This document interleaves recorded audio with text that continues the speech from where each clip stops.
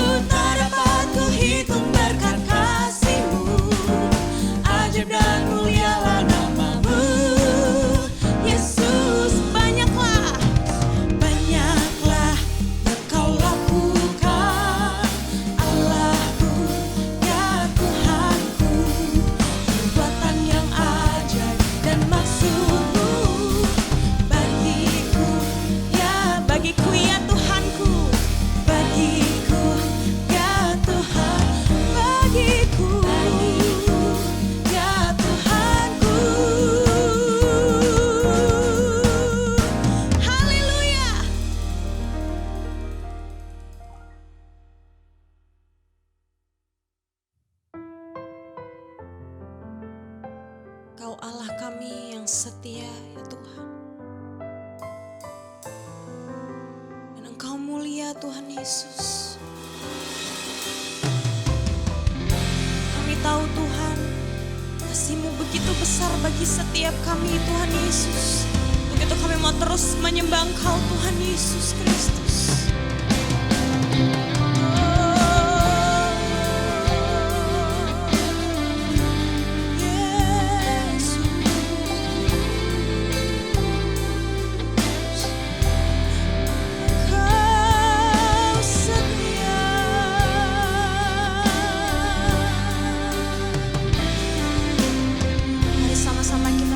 Pujian ini, Kau Allah yang setia.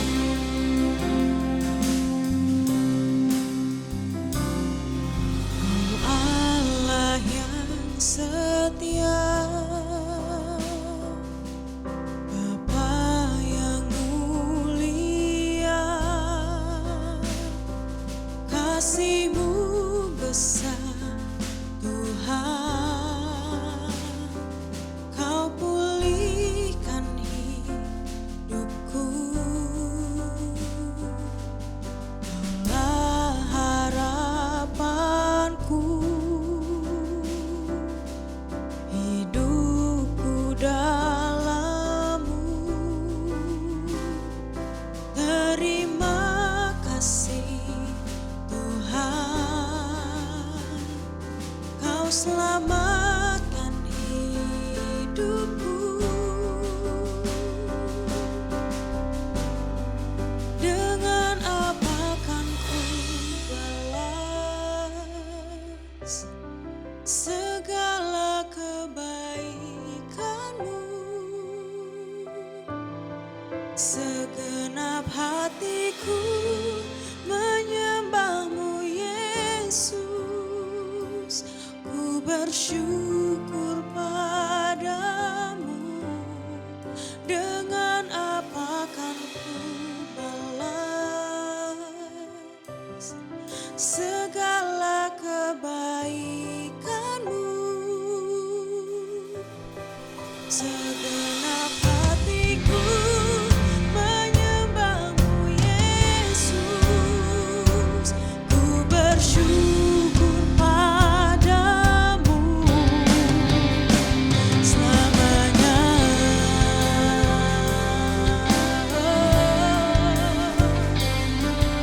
Selamanya kami sembahkan.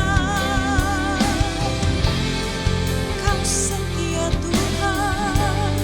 Mari sama-sama kita naikkan pujian ini dari awal. Katakan, Kau Allah yang setia.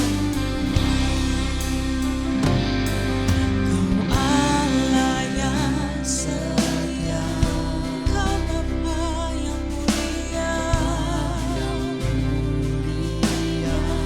kasih-Mu besar.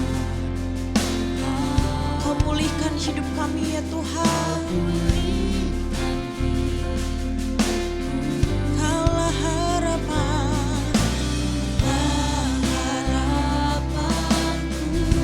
hidupku dalam-Mu. Terima kasih oh Tuhan.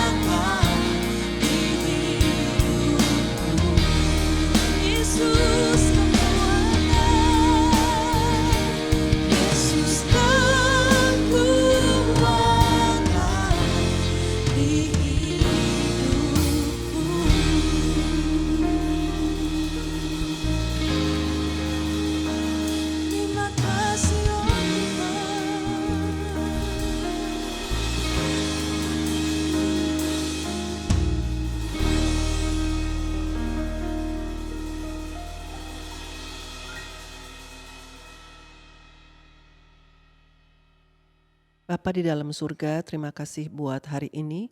Tuhan jadikan, Tuhan sediakan bagi kami waktu khusus untuk kami boleh bersekutu bersama-sama dalam satu ibadah hari Minggu Raya ini Tuhan. Kami juga bersyukur karena hari ini Tuhan sudah mencurahkan berkat-Mu melalui pujian penyembahan yang kami naikkan bersama-sama. Mungkin ini saatnya kami mau duduk diam mendengarkan firman-Mu. Urapi setiap kami ya Bapa, baik yang mendengarkan maupun hamba-Mu yang menyampaikan. Hamba-Mu yang bukan siapa-siapa ini, biarlah Tuhan Engkau yang memampukan menjadi alat di tangan-Mu Tuhan, menyampaikan pesan Tuhan dan kebenaran Tuhan. Terima kasih Bapa, kami percaya pengurapan-Mu sempurna atas kami dan Engkau Roh Kudus, Engkau ada bersama-sama dengan kami. Oh haleluya, terima kasih Tuhan Yesus, di dalam satu nama Allah kami yang hidup, Tuhan kami Yesus Kristus. Kami berdoa dan kami mengucap syukur. Haleluya. Amin. Haleluya. Shalom. Kekasih-kekasih Tuhan. Saya senang bisa bersama-sama lagi dengan Bapak Ibu Saudara sekalian. Puji Tuhan ya. Nah Bapak Ibu Saudara sekalian, bulan ini kita berbicara khusus mengenai keluarga, keluarga Allah. Nah, beberapa waktu yang lalu kita banyak mendengarkan satu kupasan firman Tuhan yang didasari dari visi gereja rumah rohani kita, yaitu Mazmur 41 ayat 13. Visi tahun 2021. Nah, mari saya mau mengajak kita mengingat kembali visi rumah rohani ini. Bersama-sama kita akan membaca Mazmur 41 ayat yang ke-13. Tetapi engkau menopang aku karena ketulusanku. Engkau membuat aku tegak di hadapanmu untuk selama-lamanya. Tema yang ingin saya sampaikan pada hari ini adalah ketulusan. Nah Bapak Ibu Saudara, keluarga yang kokoh sesungguhnya bukan ditentukan karena kondisi perekonomiannya atau juga karena tingkat intelektualitas anggota-anggota keluarganya atau bahkan mungkin banyaknya relasi-relasi yang dimiliki oleh anggota keluarganya. Namun sejatinya kekuatan sebuah keluarga itu terletak pada fondasinya yang adalah kasih dan kesetiaan yang lahir dari sebuah ketulusan. Sekali lagi saya ingin menyampaikan bahwa kekuatan sebuah keluarga itu terletak pada fondasinya yang adalah kasih dan kesetiaan yang lahir dari sebuah ketulusan. Nah, dengan fondasi tersebut maka kita akan mencegah terjadinya kekerasan di dalam rumah tangga atau sering kita dengar istilah KDRT. Nah, apa itu KDRT? Menurut Undang-Undang Nomor 23 Tahun 2004 tentang penghapusan kekerasan dalam rumah tangga, pasal 1 ayat yang kedua, KDRT adalah setiap perbuatan terhadap seseorang terutama perempuan yang berakibat timbulnya kesengsaraan atau penderitaan secara fisik, seksual, psikologis, dan atau penelantaran rumah tangga termasuk ancaman untuk melakukan perbuatan, pemaksaan, atau perampasan kemerdekaan secara melawan hukum dalam lingkup rumah tangga. Nah, kita mau belajar bersama-sama bagaimana kita mau membangun sebuah ketulusan ya, menjadi satu fondasi yang kokoh bagi rumah tangga, bagi keluarga sehingga kita terhindar dari kekerasan dalam rumah tangga. Nah, Bapak Ibu Saudara sekalian, kenyataannya menghadapi persoalan-persoalan dalam keluarga kita, persoalan-persoalan dalam kehidupan rumah tangga kita. Ada satu titik di mana kekayaan, jabatan, kepandaian, ya, relasi-relasi dengan orang-orang atau pihak-pihak tertentu, ya, itu tidak bisa menyelesaikan, tidak bisa menolong sebuah keluarga keluar dari permasalahannya. Yang bisa mengatasinya hanya kemurahan Tuhan yang dapat menolongnya, sehingga KDRT dapat terhindarkan, ya. Sehingga KDRT tidak akan terjadi di dalam keluarga-keluarga tersebut. Terhindar dari kekerasan, terhindar dari penindasan, terhindar dari pengabaian.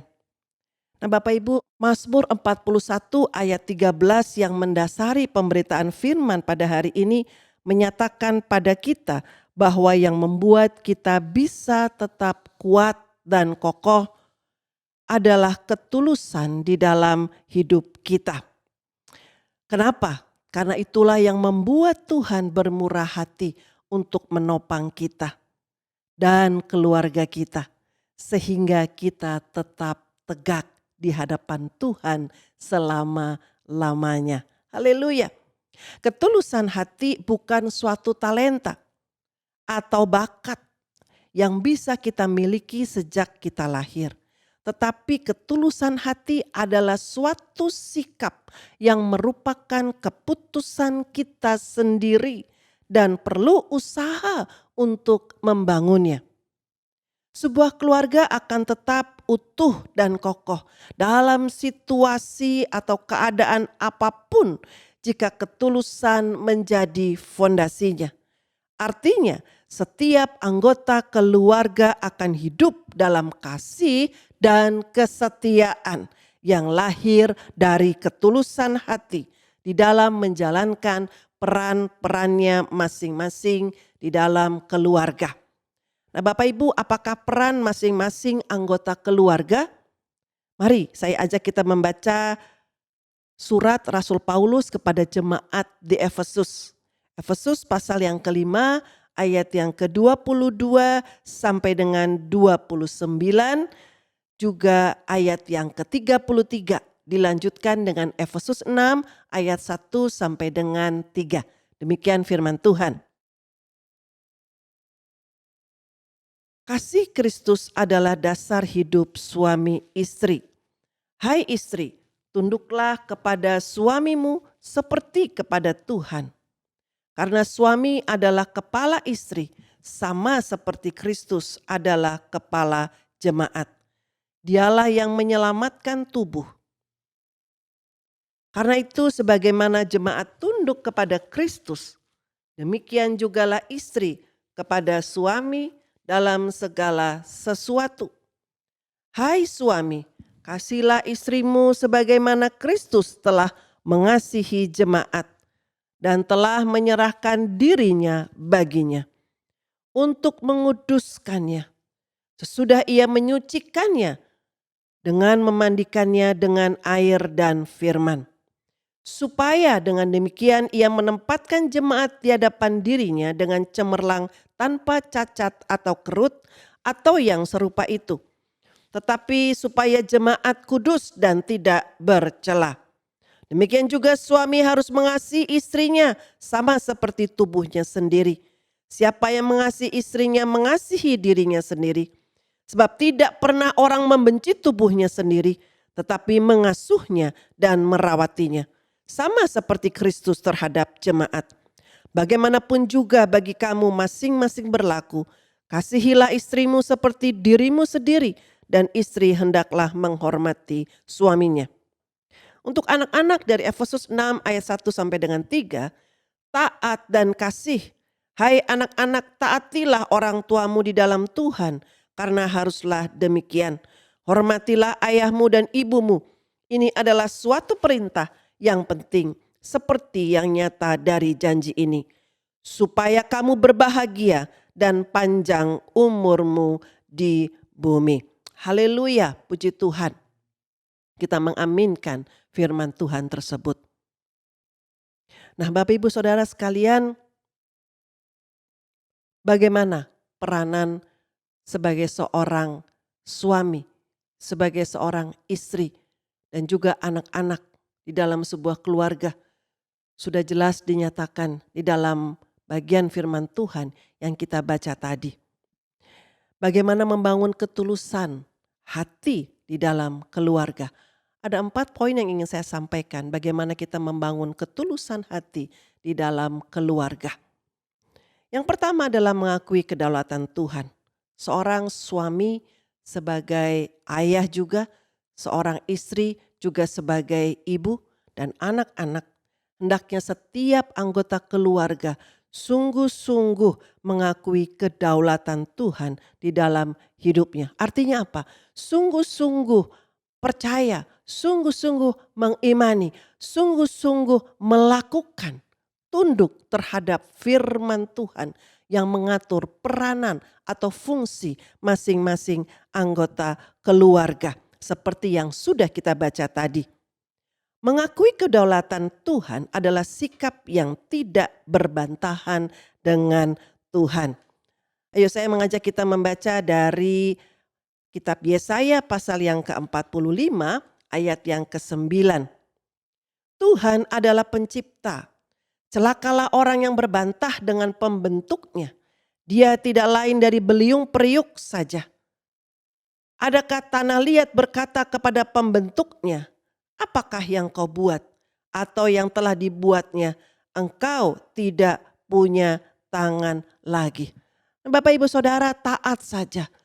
Sebagai ciptaan, baiklah kita taat kepada pencipta kita. Sebagai buatan tangan Tuhan, hendaklah kita taat saja kepada apa yang difirmankan, apa yang dikehendaki oleh pembuat hidup kita, yaitu Tuhan. Ya, kita mau taat, kita mau lakukan dengan tidak berbantahan. Ya, haleluya, puji Tuhan. Juga di dalam anggota-anggota keluarga melakukan bagiannya atau perannya masing-masing berdasarkan firman Tuhan tadi. Baiklah kita masing-masing tidak saling berbantahan apalagi bersungut-sungut. Seperti Filipi 2 ayat 12 dan 14 sampai 14 katakan, tetaplah kerjakan keselamatanmu. Ya, hai saudara-saudaraku yang terkasih, kamu senantiasa taat, karena itu tetaplah kerjakan keselamatanmu dengan takut dan gentar. Bukan saja seperti waktu aku masih hadir, tetapi terlebih pula sekarang waktu aku tidak hadir. Karena Allah lah yang mengerjakannya di dalam kamu, baik kemauan maupun pekerjaan menurut kerelaannya. Lakukanlah semuanya itu, segala sesuatunya dengan tidak bersungut-sungut dan berbantah-bantahan. Jadi ketika kita melakukan bagian kita, melakukan fungsi kita sebagaimana firman Tuhan katakan bagi kita, baiklah kita melakukannya dengan tidak saling berbantahan, apalagi saling bersungut-sungut. Taat saja kita lakukan bagaimanapun, apapun keadaannya, lakukan saja firman Tuhan tersebut di dalam kehidupan kita. Yang mau katakan amin, haleluya, puji Tuhan. Poin yang kedua adalah membangun ketulusan di dalam kehidupan keluarga kita, yaitu tidak mementingkan kepentingan pribadi. Seorang kepala keluarga sebagai pengambil keputusan akhir haruslah sungguh-sungguh hidup dekat dengan Tuhan. Kenapa? Karena posisinya rentan, memiliki peluang besar untuk menguntungkan dirinya sendiri dan mengabaikan kepentingan anggota keluarga yang lain. Itu sebabnya Tuhan melalui Rasul Paulus dalam surat Efesus memperingatkan agar para suami mengasihi istri mereka. Sehingga para suami sungguh-sungguh mengambil keputusan tidak hanya untuk mementingkan kepentingan pribadinya saja. Tetapi seorang suami ketika mengambil keputusan, dia juga memikirkan kepentingan dari istrinya atau anggota keluarga yang lainnya. Di dalam Efesus pasal yang ke-5 ayat yang ke-23.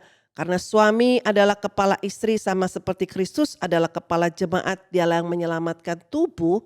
Sebagaimana Tuhan meminta para istri tunduk kepada suaminya, apa yang Tuhan minta daripada suami? Hai suami, Kasihilah istrimu sebagaimana Kristus telah mengasihi jemaat dan telah menyerahkan dirinya baginya. Para suami diminta untuk mengasihi istrinya sehingga ketika dia mengambil keputusan, dia tidak memikirkan kepentingan dirinya sendiri, tetapi juga karena mengasihi istrinya, maka dia juga memikirkan kepentingan istrinya dan juga anggota keluarga yang lainnya. Puji Tuhan, haleluya. Tuhan memberikan kita pengajaran melalui Efesus pasal yang kelima ini, bagaimana suami harus sungguh-sungguh mengasihi istrinya sehingga dia tidak jatuh terpeleset ketika mengambil keputusan bagi keluarganya. Keputusan yang bijak, yang tidak hanya mementingkan dirinya sendiri tetapi sungguh boleh menjadi berkat bagi keluarganya. Demikian juga dengan seorang istri, seorang ibu harus menjadi ibu yang bijak ya dan istri yang cakap bagi suaminya. Amsal 31 ayat 12 dan 14 dan 15 ya. Mari kita baca bersama-sama yuk. Tadi kita sudah bicara mengenai pria dan suami ya. Nggak adil kalau kita nggak bicara mengenai istri atau ibu. 31 ayat 12 dari kitab Amsal. Ia berbuat baik kepada suaminya dan tidak berbuat jahat sepanjang umurnya. Ia mencari bulu domba dan rami dan senang bekerja dengan tangannya. Ia serupa kapal-kapal saudagar, dari jauh ia mendatangkan makanannya. Ia bangun kalau masih malam, lalu menyediakan makanan untuk seisi rumahnya dan membagi-bagikan tugas kepada para pelayan. Haleluya.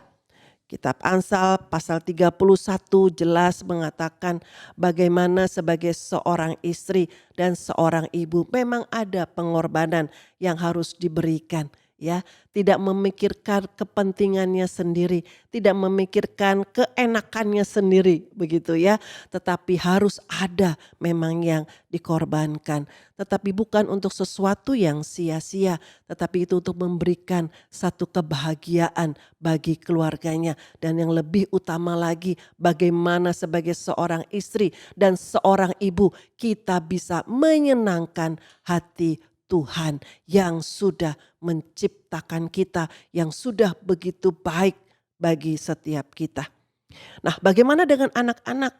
Dalam hal ini anak-anak janganlah bersifat manja atau egois, hanya memikirkan kepentingannya sendiri saja. Jangan pusatkan segala sesuatu hanya untuk keinginan dirinya sendiri. Jangan memusatkan segala sesuatu hanya untuk memuaskan hasratnya sendiri. Melainkan anak-anak belajarlah melihat dan memperhatikan keinginan dari orang tuamu. Melihat dan memperhatikan dan peduli kepada situasi, kondisi, keadaan orang tuamu juga. Ini adalah sebagai salah satu bentuk ketaatan dan penghormatan pada orang tua. Tadi sudah kita baca dalam Efesus 6 ayat 1 dan 2. Hai anak-anak, taatilah orang tuamu di dalam Tuhan, karena haruslah demikian. Hormatilah ayahmu dan ibumu. Ini adalah suatu perintah yang penting seperti yang nyata dari janji ini. Tetapi Tuhan berjanji pada anak-anak, jika anak-anak menghormati orang tuanya, maka dikatakan di ayat yang ketiga, supaya kamu berbahagia dan panjang umurmu di bumi. Haleluya. Amin. Puji Tuhan. Ya. Nah, Bapak Ibu Saudara sekalian, poin yang ketiga adalah bagaimana kita membangun ketulusan di dalam kehidupan keluarga kita. Tidak bermulut manis dan tidak mencari keuntungan yang tersembunyi. Sebagai anggota keluarga hendaknya kita menjalankan perannya masing-masing dengan tidak punya maksud mencari keuntungan bagi dirinya sendiri di balik kebaikan, di balik pelayanan kita, di balik apa yang kita lakukan dalam keluarga kita. Jangan sampai ada udang di balik batu. Oh, puji Tuhan ya. Jangan berkata-kata manis hanya untuk suatu tujuan yang tidak benar. yaitu ketidakjujuran, mendatangkan keuntungan diri sendiri. Jangan sampai kita berkata-kata manis hanya untuk satu maksud tujuan. Bagaimana bisa mendatangkan keuntungan bagi diri kita sendiri. Nah, contohnya bagaimana? Katakanlah orang tua yang sedang berselisih, ataukah ibu atau ayah ya yang sedang berselisih. Salah satu mendekati anak, ya, berkata-kata manis kepada anak, mengambil hati anak, sekalipun mungkin saat itu anaknya sedang melakukan satu hal yang salah, tetapi demi mendapatkan dukungan, ya, si ayah atau si ibu ini mendekati si anak, mengambil hati si anak dengan berkata-kata manis, ya tutup mata, tutup telinga atas apa yang dilakukan oleh anaknya ini, ya, sesuatu yang salah yang sedang dilakukan demi mendapatkan dukungan. Di dalam situasi ayah atau ibu ini sedang berselisih. Nah, Bapak Ibu, sadarkah kita bahwa ketika kita melibatkan anak di dalam perselisihan yang terjadi, ya, antara suami dan istri, antara ayah dengan ibu, berarti kita sedang memecah belah keluarga. Kita mengajak salah satu anak atau anak-anak untuk bersimpati pada kita, untuk berpihak kepada kita, baik ibu atau ayah. Sementara untuk memusuhi atau menjauhi orang tua yang lain, kita sedang memecah belah keluarga. Ya. Jangan ada perkataan manis di balik maksud-maksud tidak baik yang tersembunyi. Ya. Bapak Ibu Saudara sekalian, ketika orang tua mulai berlaku seperti itu, tidakkah kita sadari bahwa selain kita sedang memecah keluarga, kita juga sedang membebani anak dengan perkara-perkara yang bukan menjadi tanggung jawabnya, yang bukan menjadi bagian dalam tanggung jawabnya sebagai seorang anak. Kita lengah menjaga kesehatan emosi anak-anak kita. Apakah kita menyadari hal itu? Lebih baik kita segera menyelesaikan masalah, ya, antara suami dan istri daripada kita harus memecah belah keluarga. Contoh yang berikutnya, bagaimana bermulut manis, ya, untuk mencari keuntungan yang tersembunyi ketika anak-anak menginginkan untuk memiliki sesuatu, ya, atau untuk bisa pergi ke satu tempat, ya. Dia mungkin tahu orang tuanya tidak mengizinkan, ya, tetapi lalu berkata-kata manis merayu orang tuanya, ya, supaya keinginannya terkabul.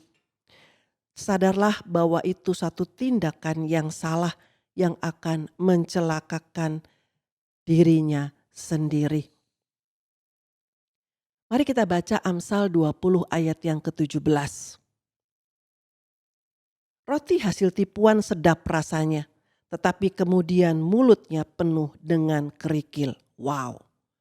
Di dalam terjemahan bahasa Indonesia sehari-hari dikatakan harta hasil tipuan mula-mula sedap rasanya, tetapi kemudian terasa seperti kerikil belaka. Nah, firman Tuhan mengingatkan kita dengan tegas supaya kita jangan bermulut manis hanya untuk mendapatkan sesuatu yang mendatangkan keuntungan bagi diri kita sendiri dengan cara, ya, yang tidak benar, yaitu apa? Tidak berkata, tidak bertindak dengan jujur. Bermulut manis itu boleh saja, ya, untuk membangkitkan semangat anggota keluarga, untuk menghibur anggota keluarga, ya. Tetapi janganlah kita bermulut manis untuk mendapatkan sesuatu yang menguntungkan diri kita sendiri, bahkan sampai harus bertindak tidak jujur. Kita ingat ya Amsal 20 ayat 17 tadi. Jangan sampai kita mendapatkan sesuatu yang hanya manis sesaat, yang hanya enak sesaat, tetapi kemudian kita mendapatkan sesuatu yang mencelakakan hidup kita. Mari kita berbuat jujur, ya, satu dengan yang lainnya dalam keluarga kita. Saya mau ajak kita lebih jelas lagi firman Tuhan mengajar kita mengenai kejujuran di dalam Matius pasal 5 ayat yang ke-37. Jika ya, hendaklah kamu mengatakan ya. Jika tidak, hendaklah kamu katakan tidak. Apa yang lebih daripada itu berasal dari si jahat. Tegas sekali firman Tuhan katakan, supaya kita tidak bermulut manis hanya untuk melakukan sesuatu yang mendatangkan keuntungan bagi diri sendiri. Mari kita membangun ketulusan hati, ya, dengan menghindari hal tersebut. Nah, poin yang terakhir, yaitu poin yang keempat, adalah bagaimana kita membangun ketulusan untuk menciptakan satu fondasi yang kokoh bagi keluarga kita adalah tidak mencari pujian dan penghargaan.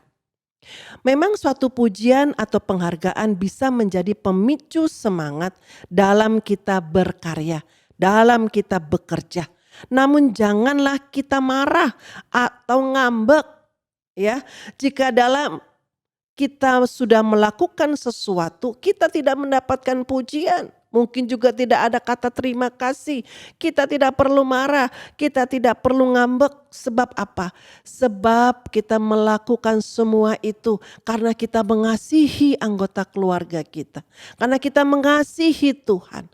Jangan kita mencari pujian, jangan kita mencari penghargaan dari semuanya itu. Biarlah apa yang kita lakukan ini hanya untuk menyenangkan Tuhan dan menyenangkan anggota keluarga kita.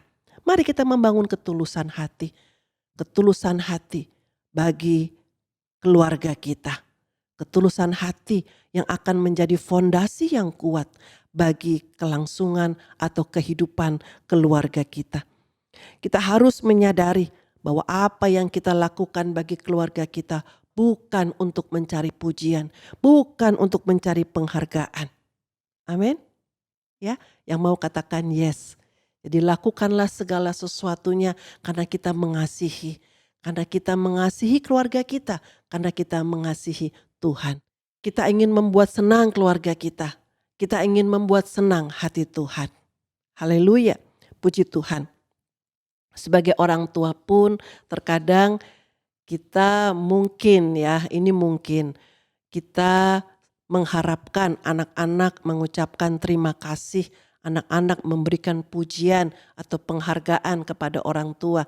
Tetapi baiklah kita tidak berasumsi mereka bukan anak-anak yang tahu berterima kasih.